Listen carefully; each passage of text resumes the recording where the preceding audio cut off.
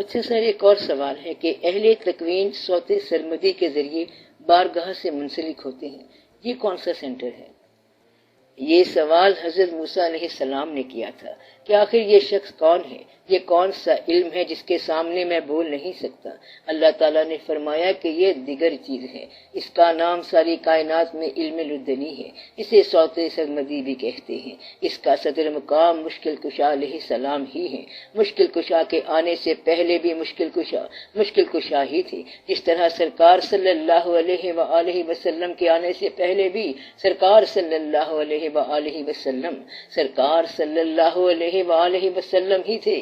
نبیوں نے گرچہ اب آپ کی امامت میں نماز پڑھی ہے، مگر وہ تو پہلے دن ہی سے پڑھ کے آئے تھے، جس دن اللہ نے فرما دیا تھا کہ تم بھی دیکھو اور میں بھی دیکھنے والوں میں ہوں۔ یعنی اس دن ہم نے پیغمبروں کو اکٹھا کیا کہ ہم ایسی چیز پیدا کرنے والے ہیں، اور جب کبھی آپ صلی اللہ علیہ وآلہ وسلم سے ملاقات ہو تو نہایت ادب سے ملنا، یعنی کہ وہ بات تو دکھاتی تھی، گویا سرکار صلی اللہ علیہ وآلہ وسلم ہمارا عقیدہ ہی نہیں، حقیقت بھی ہے کہ سرکار صلی اللہ علیہ وآلہ وسلم ظاہری آمد سے پہلے بھی سرکار صلی اللہ علیہ وآلہ وسلم ہی تھے۔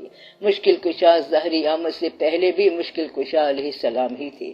علم لدنی آپ علیہ السلام سے چلتا ہے، نوائے سرمدی آپ سے چلتی ہے۔ عبادت گاہ کا فقر اور ہے، میدان کا فقر اور ہے، پیغمبروں کا فقر اور ہے۔ پیغمبر پورے فقیر ہوتے ہیں، مگر موسیٰ علیہ السلام اور ہیں، خضر علیہ السلام اور۔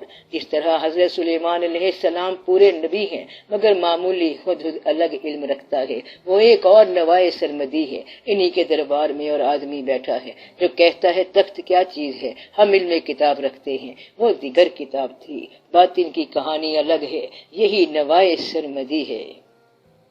اس کا مطلب ہے کہ انبیاء کے پاس بھی وہ علم نہیں تھا جو ان ہستیوں کے پاس ہوتا ہے۔ یہ اللہ کے کام ہیں۔ کئی دفعہ ایسا ہوا ہے، اللہ نے فرشتوں سے کہا کہ انی عالم ما لا تعلم، یعنی جو میں جانتا ہوں تم نہیں جانتے، اور یہاں فرشتے ختم ہو گئے۔ آدم علیہ السلام لا تقربا هذه الشجرہ کا مقام نہیں پہچان سکے، گویا ان کو بھی معرفت اپنے حق کے مطابق نہ ہوئی، اگرچہ ان کو درجہ مل گیا اور ان کے مقام کی بلندی ہو گئی کیونکہ معافی ہو گئی تھی، مگر ان کو اسما کا علم تو دے دیا گیا تھا، مگر پھر مشاہدہ باہر رہ گیا، مشیت باہر رہ گئی، امر باہر رہ گیا، مالک کی محبت باہر رہ گئی اور مالک خود باہر رہ گیا۔ اسم تو دے دیا مگر مسمہ باہر رہ گیا۔ یہ اللہ کے اپنے خاص کام ہیں۔ حضرت ابراہیم علیہ السلام نے سوال کیا کہ میں دیکھنا چاہتا ہوں موت اور زندگی، مقصد یہ کہ سارا علم کسی کو نہیں، اللہ تعالیٰ کافی علم دے دیتا ہے، مگر بہت سارا علم وہ اپنے پاس رکھتا ہے، یہ ایک مقام ہے۔ سرکار صلی اللہ علیہ وآلہ وسلم کی ذات گرامی کہ آپ صلی اللہ علیہ وسلم کے پاس وہ سارا علم ہے، جتنا علم دنیا میں آیا اور جتنا علم دنیا میں آئے گا، جتنا نازل ہوا آپ صلی اللہ علیہ وسلم کے پاس ہے، جتنا نازل ہونا ہے آپ صلی اللہ علیہ وسلم کے پاس ہے۔ موت کا جو علم ہے یہ علم نہیں آتا بندے کو، یہ ایسا مقام ہے کہ وہ اللہ ہے، اللہ محبت کرتا ہے، بہت کچھ کرتا ہے، لیکن سجدہ ضرور کرا لیتا ہے۔ اللہ ہے نا، کہتا ہے ٹھیک ہے آپ صلی اللہ علیہ وآلہ وسلم محبوب ہیں، لیکن ہمیں سجدہ کرانے کی خواہش ہے اور ہم نے سجدہ کرایا ہوا ہے۔ اللہ کی ایک صفت ہے علیم، اس سے یہ شائبہ ہوتا ہے کہ وہ پہلے نہیں جانتا تھا، اب جاننے لگا ہے، اور اگر یہ صفت اللہ کی نہیں ہے تو پھر سوال یہ پیدا ہوتا ہے کہ علم کیا ہے؟ علم معلوم کو جاننے والا ہوتا ہے، معلوم فانی ہے، حادث ہے، معلوم سے باہر بھی معلومات ہیں۔ ایک صفت دو ذاتوں میں ہو تو دونوں جگہ اپنا جلوہ الگ الگ دکھائے گی۔ رؤوف و رحیم سرکار صلی اللہ علیہ وآلہ وسلم کے لیے بھی ہے اور اللہ کے لیے بھی۔ علم ہے معلوم سے باخبر ہونا۔ تصوف یہ کہتا ہے کہ معلوم کی نفی کر دو، ہم معلوم سے متعلق کو علم کہتے ہیں۔ یہ تصوف سے پہلے کی بات ہے، جب تصوف میں داخل ہوتے ہیں پھر معلوم کی نفی کر دیتے ہیں۔ معلوم شے کی نفی کا نام ہے علم۔ علم اپنے معلوم سے بچنے کا نام ہے، یعنی معلوم کو نکالتے جانے کا نام علم ہے۔ جب معلوم نکال دیا تو علم میں داخل ہو گئے۔ اگر معلوم دائرے کے اندر ہو تو جو دائرے کا محیط ہے وہ علم ہے، اور دائرے سے باہر احساس جہالت ہے۔ جتنا دائرہ پھیلتا جائے گا اتنا احساس جہالت پھیلتا جائے گا۔ علم اپنی لا علمی کے احساس کا نام ہے۔ جس شخص کا اپنی لا علمی کا احساس بڑھتا گیا اس کا علم بڑھتا گیا، اور جس کو معلوم پر فخر ہوتا گیا وہ علم سے محروم ہوتا گیا۔ تو معلوم پر فخر کرنا جہالت ہے، اور نامعلوم کا احساس کرنا علم ہے۔ علم اس کے پاس زیادہ ہے جس کے پاس احساس لا علمی زیادہ ہے۔ جس کے پاس معلوم کا احساس زیادہ ہوگا وہاں جہالت زیادہ ہوگی۔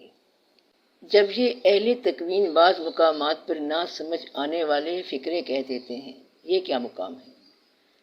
مثلا ایک فکرہ عربی کا نہیں ہے اور بزرگوں کے علم کو بدنما کرنے کے لیے بعد میں داخل کیا گیا ہے۔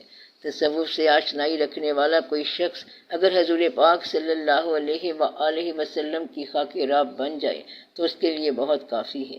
یہ ایک ایسا مقام ہے، ایسا راز ہے کہ جس مقام پر شان کی برابری کر دینا حبتت اعمالکم، یعنی اعمال برباد ہو جاتے ہیں۔ گویا کہ حاسد لوگ بزرگوں سے خود ساختہ باتیں منسوب کر لیتے ہیں۔ جب آپ الہیات سے وابستہ ہوں تو پھر آپ کہہ سکتے ہیں کہ میں خود ہی وحدہ لا شریک ہوں، اس لیے کہ آپ جیسا انسان کبھی آیا ہے نہ آئے گا۔ لا شریک تو ہیں، ایسی شکل ایک ہی بار آتی ہے، ہر شکل واحد ہے۔ وحدہ لا شریک ہے، واحد مفرد، اس جیسا اور کوئی نہیں ہے۔ کوئی جب یہ کہے کہ میری شان سب شانوں سے بلند ہے تو بجا ہے، لیکن میری شان حضور پاک صلی اللہ علیہ وآلہ وسلم کا فیض نظر ہے۔ بس اس بات کا خیال رکھنا کہ آپ صلی اللہ علیہ وآلہ وسلم کی ذات گرامی سے تعلق ماتحت کا تعلق ہے۔ آپ حضور پاک صلی اللہ علیہ وآلہ وسلم کی ذات کے حوالے سے بے حد محتاط رہنا۔ بزرگ کہتے رہے ہیں کہ دنیا ہمارے بغیر مکمل نہیں ہوتی، ہم نے آ کر دنیا کو مکمل کیا۔ ہمارے دم سے ہے تیری انجمن اب تک سلامت، ہمارے دم سے تیری انجمن اب تک سلامت ہے، تمہارا تذکرہ باقی ہماری داستاں تک ہے۔ یعنی ہم ہیں تو تیرا ذکر ہو رہا ہے، ہم نہ ہوں تو تیرا ذکر کون کرے؟ یہ سب باتیں اللہ سے ہو سکتی ہیں، لیکن حضور پاک صلی اللہ علیہ وآلہ وسلم حضور پاک صلی اللہ علیہ وآلہ وسلم ہے۔ وہاں پر بس خاموش ادب گاہیست زیر آسماں از عرش نازک تر، جنید و با یزید چار نفس گم کردہ می آیت۔ یہ ہے ولی کی تعریف، ولی علی علیہ السلام کے ساتھ ہے، اور تصوف حضور پاک صلی اللہ علیہ وآلہ وسلم کی غلامی کا نام ہے۔